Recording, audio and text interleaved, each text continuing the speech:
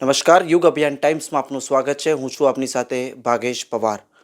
Indian medical association અને તેના ગુજરાતના ઉપાધ્યક્ષ તરીકે ડૉક્ટર મિતેશ શાહ જે છે હાલ બિનહરીફ રીતે ચૂંટાઈને આવ્યા છે. અને ડૉક્ટર મિતેશ શાહ એ વડોદરાના ઇન્ડિયન મેડિકલ એસોસિએશનના અધ્યક્ષ પણ છે. તો આજે આપણે તેમની સાથે સીધી ચર્ચા કરીશું કે ઇન્ડિયન મેડિકલ એસોસિએશનનો શું રોલ હોય છે અને હેલ્થકેર સેક્ટરમાં કેવી રીતે ઇન્ડિયન મેડિકલ એસોસિએશન કામ કરે છે, અને આપણે તેમના વિશે પણ જાણીશું કે કેવી રીતે તે આ મેડિકલ લાઇનમાં આવ્યા અને હાલ કેવી રીતે કામગીરી તેઓ મેડિકલ ક્ષેત્રે કરે છે. ડૉક્ટર સાહેબ, ખૂબ ખૂબ સ્વાગત છે આપનું યુગ અભિયાન ટાઈમ્સના આ વિશેષ કાર્યક્રમમાં. પહેલાં તો ખૂબ ખૂબ અભિનંદન કે આપ ઉપાધ્યક્ષ તરીકે ચૂંટાઈને આવ્યા છો ગુજરાતના. તો જાણવા માગીશું તમારી કારકિર્દીની શરૂઆત કેવી રીતે થઈને કેવી રીતે આ મુકામ સુધી તમે પહોંચ્યા છો. Thank you. યોગ અભિયાન ટાઈમ્સના માધ્યમથી આજે મને લોકોની સમક્ષ ઉપસ્થિત થવાનો મોકો મળ્યો. હું 1992ની સાલમાં વડોદરા શહેરમાં મેડિકલ ક્ષેત્રે એડમિશન લઈને આવેલો. સાબરકાંઠા જિલ્લા એટલે કે પ્રાંતિજથી મારું જન્મસ્થાન છે અને ત્યાંથી સાબરકાંઠામાં 12થની એક્ઝામ આપી અને વડોદરા શહેરમાં મેડિકલમાં એડમિશન મળેલું. 92થી લઈને 2001 સુધીમાં MBBSની ડિગ્રી કરી અને સાથે સાથે ડિપ્લોમા ઇન્ડસ્ટ્રીયલ હેલ્થ એની ડિગ્રી કરી. એના પછી મેડિકલ ક્ષેત્રે એડમિનિસ્ટ્રેશન અને મેનેજમેન્ટ આ બંને સબ્જેક્ટ પર મને રુચિ હતી. પહેલાંથી લીડરશિપ વૃત્તિ પણ હતી, તો મેનેજમેન્ટ સ્કિલ પણ પોતાનામાં ડેવલપ કરી અને અમારી કારકિર્દીની શરૂઆત CEO તરીકે ધીરજ જનરલ હોસ્પિટલમાંથી થઈ હતી. તેના પછી વાલિયા મેડિકલ કોલેજમાં મેડિકલ ડિરેક્ટર બન્યો.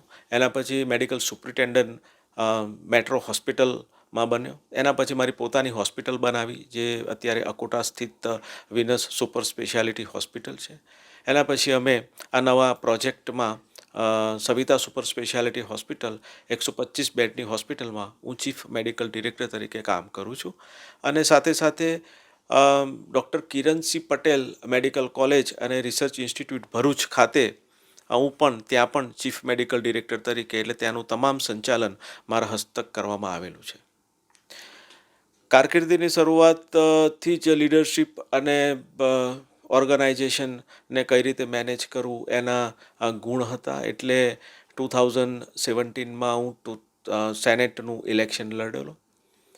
સેનેટમાં મારી સામે સતત 5 ટર્મથી ડૉક્ટર પ્રકાશ શાહ હતા. એમને ઇલેક્શન MS યુનિવર્સિટી ખાતે થયું અને એમાં સારી લીડ મેળવી અને પોલિટિકલ લાઇનમાં મારી એન્ટ્રી પડી. મેનેજમેન્ટના સબ્જેક્ટ પર બહુ જ કામ કરવું હતું. પોતાની ફેટર્નિટી જે પ્રોબ્લેમ્સને ફેસ કરી રહી છે એના પર કામ કરવું હતું. એટલે 2021માં ઇન્ડિયન મેડિકલ એસોસિએશનના પ્રેસિડેન્ટ તરીકે ઇલેક્ટ હું થયો. 2021થી 2024 ટીલ ટાઈમ હું અત્યારે ઇન્ડિયન મેડિકલ એસોસિએશનનો પ્રમુખ છું. 2000 અત્યારે મારા કામ અને મારા જે અત્યાર સુધીના જે ડૉક્ટર ફેટર્નિટીના જે પ્રોબ્લેમ્સ છે એને સોલ્વ કરતાં કરતાં આજે ગુજરાત પ્રદેશ ટીમે એને ઓબ્ઝર્વ કરી અને એ લોકોની ટીમ મને વાઇસ પ્રેસિડેન્ટ તરીકે ઓફર કરી. આખી કારકિર્દીમાં તમે ઇન્ડિયન મેડિકલ એસોસિએશન વડોદરા વિશે હું થોડીક ડિટેલમાં વાત કરું તો ઇન્ડિયન મેડિકલ એસોસિએશન વડોદરા એ એલોપેથી એક એસોસિએશન છે. 3600થી વધારે એમાં મેમ્બર્સ છે, એલોપેથી ડૉક્ટર્સ મેમ્બર્સ છે. 681થી વધારે હોસ્પિટલ, મોટી હોસ્પિટલ અને 300થી વધારે નાની હોસ્પિટલ કે જેમાં આ પેશન્ટ ઇન્ડોર નથી કરતા, એ બધી હોસ્પિટલ્સ ટોટલ એમાં મેમ્બર્સ તરીકે કામ કરે છે. અત્યારે હું ઇન્ડિયન મેડિકલ એસોસિએશનનો પ્રમુખ છું.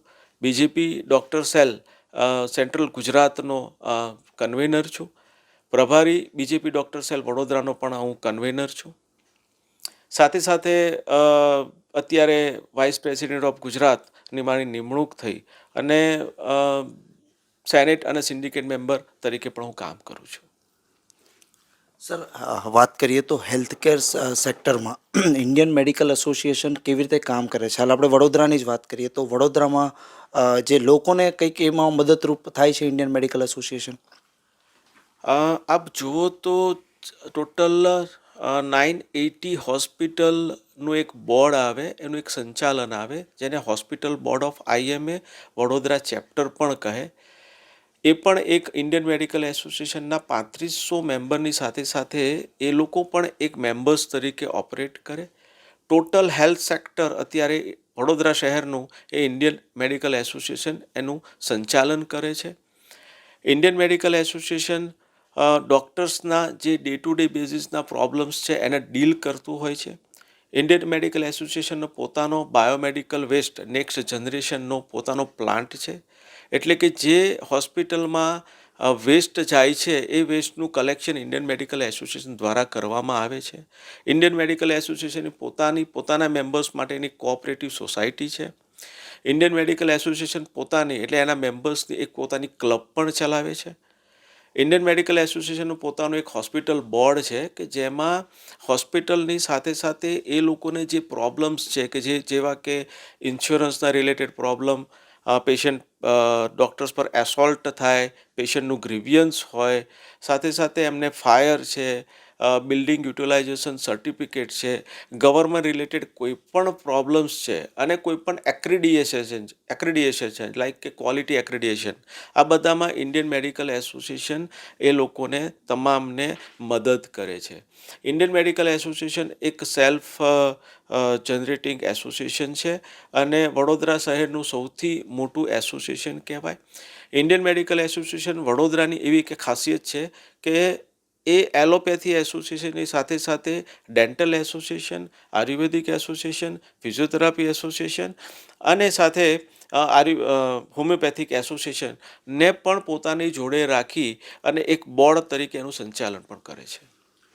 સર, હાલ તમે ઉપાધ્યક્ષ બન્યા છો, તમે બીજેપીમાં પણ જે છે કાર્યરત છો, ડૉક્ટર સેલ્સમાં, અને વડોદરાના તો અધ્યક્ષ છો.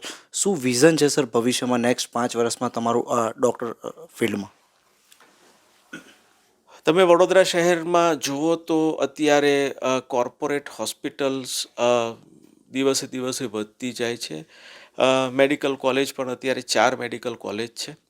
પારોલ છે, પીપરિયા છે, SSG છે અને ગોત્રી મેડિકલ કોલેજ છે. આ તમામ હોસ્પિટલ્સ છે એ એક કોર્પોરેટ શેપઅપમાં જઈ રહી છે. એટલે કે પેશન્ટની ટ્રીટમેન્ટ સારામાં સારી મળે અને સારામાં સારું ઇન્ફ્રાસ્ટ્રક્ચર પ્રોવાઈડ થાય એનો પ્રયત્ન ઇન્ડિયન મેડિકલ એસોસિએશન ઓલવેઝ કરતું આવ્યું છે. નાની જે હોસ્પિટલો છે જેને ડે ટુ ડે બેસિસ ઉપર ઘણા પ્રોબ્લેમ્સ થાય છે, એ પ્રોબ્લેમ્સને કોર્પોરેશન સાથે કે ગવર્મેન્ટ સાથે બેસી અને એક કોમન પ્લેટફોર્મનું સોલ્યુશન લાવે એવા પ્રયત્નો કરી અને ક્વોલિટી કેર તમે જેટલી સારી કરી શકો એવા પ્રયત્નો સતત ઇન્ડિયન મેડિકલ એસોસિએશન કરી રહ્યું છે. પ્રધાનમંત્રી આયુષ્માન કાર્ડનું અત્યારે તમે જુઓ તો વડોદરા શહેરમાં 30% વધારે હોસ્પિટલ અત્યારે પ્રધાનમંત્રી આયુષ્માન કાર્ડમાં કામ કરી રહી છે. એમાં ક્વોલિટી કેર તમે સારામાં સારી પ્રોવાઈડ કરી શકો એના પ્રયત્નો પણ ઇન્ડિયન મેડિકલ એસોસિએશન કરી રહ્યું છે. સર, હવે જે યંગ જનરેશન છે, નવા ડૉક્ટર્સ એટલે એડમિશન્સ એટલે શિક્ષણ હમણાં પ્રાપ્ત કરી રહ્યા છે અને જે હાલ નવા ડૉક્ટર્સ બન્યા છે, તેમને શું એક મેસેજ આપવા માગશો તમારા તરફથી એક સિનિયર તરીકે સર? એક નીતિ અને એક નિયતિ, આ બે વસ્તુથી ઓલવેઝ કામ કરવું જોઈએ. તમે ડૉક્ટર્સ છો અને તમે ભગવાન નથી, પણ ડૉક્ટર્સ છો તો તમારા પ્રયત્નો પેશન્ટની કેર માટે અને પેશન્ટની સારા માટે તમારે સતત કાર્ય કરતા રહેવું જોઈએ. તમે પેશન્ટને હંમેશા એવું લાગવું જોઈએ કે ડૉક્ટર્સ તમારી કેર કરે છે, તમારા ફેમિલીની કેર કરે છે, તમારા આજુબાજુના લોકોની કેર કરે છે. એટલે કે ક્વોલિટી તમારે એક સારામાં સારી આપવી એ તમારું મોટિવ હોવું જોઈએ. તો જે પ્રકારે આપણે સાંભળ્યા ડૉક્ટર મિતેશ શાહને કે તેઓની હાલ બિનહરીફ રીતે તેઓ ચૂંટાઈને આવ્યા છે ઇન્ડિયન મેડિકલ એસોસિએશનના ગુજરાત ઉપાધ્યક્ષ તરીકે, અને તેઓ હાલ વડોદરાના પણ ઇન્ડિયન મેડિકલ એસોસિએશનના અધ્યક્ષ છે. અને તેમનું વિઝન ક્લિયર છે કે મેડિકલ ક્ષેત્રે અને હોસ્પિટલાઇઝેશન ક્ષેત્રે તે કેવી રીતે જે છે આગળ વડોદરા પણ વધી શકે છે. અને તેમને ઘણો સારો મેસેજ જે છે યંગ જે સ્ટુડન્ટ્સ છે તેમને પણ આપ્યો છે, અને જે નવા ડૉક્ટર્સ હાલ પાસ આઉટ થયા છે અને જેને બન્યા છે તેમને પણ જે છે કેવી રીતે આગળ વધવું તેનો પણ સારો મેસેજ જે છે ડૉક્ટર મિતેશ શાહ દ્વારા આપવામાં આવ્યો છે. સમાચારોના સતત અપડેટ્સ માટે જોતા રહો યુગ અભિયાન ટાઈમ્સ. કેમેરામેન જેક્સન સાથે હું ભાગ્યેશ પવાર, વડોદરા.